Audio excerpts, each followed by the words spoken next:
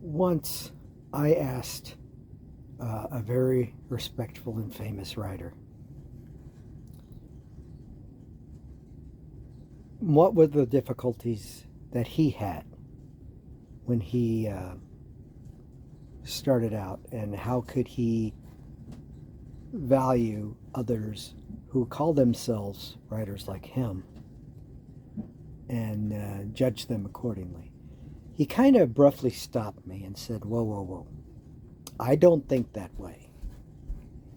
Let me ask you a question." And he looked at me and he tore me out of this crowd of people, because I was at a convention and I was asking him questions.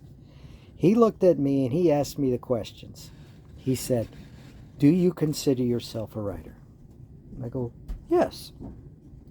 He says, "Have you ever sent anything in to a magazine or a publisher or someone just to see if you had what it took?" I said, "Yes."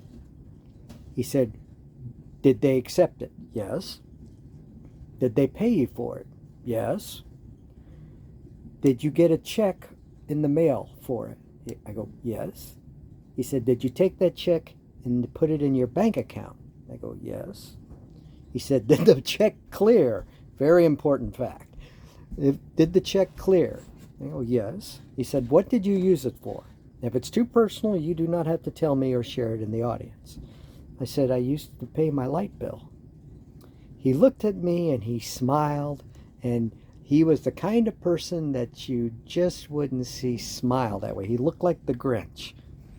I'm speaking about the writer Stephen King. And Stephen King, Mr. King looked at me and said, at that time I was in boy mode. He said, "Son, if you took that check, you used it to pay your light bill, and the check did not bounce, in my eyes, son, you are a professional writer. What you have to do, and is the most difficult thing to get past, is when you get past the mystique of writing or the mystique of creation, you're suddenly invaded with the tropes of the material world. You're figuring, well, you do this, you should get paid for it. You want to get your boom check. You want to get the sports car. You want the girl. You want the gold watch. You want everything. You don't have it. You got a Swanson's TV dinner waiting in your refrigerator for dinner tonight. And then you try to give yourself the curse or stigmata that you are not worthy, you are not successful, and you don't count.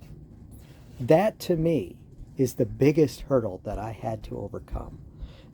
Yeah, granted, I'm not a household name, but I'm not living in obscurity either. Believe it or not, I got a following. And that's enough. If I get anything else, I'll take it. And I'll be grateful. Learn to appreciate the now.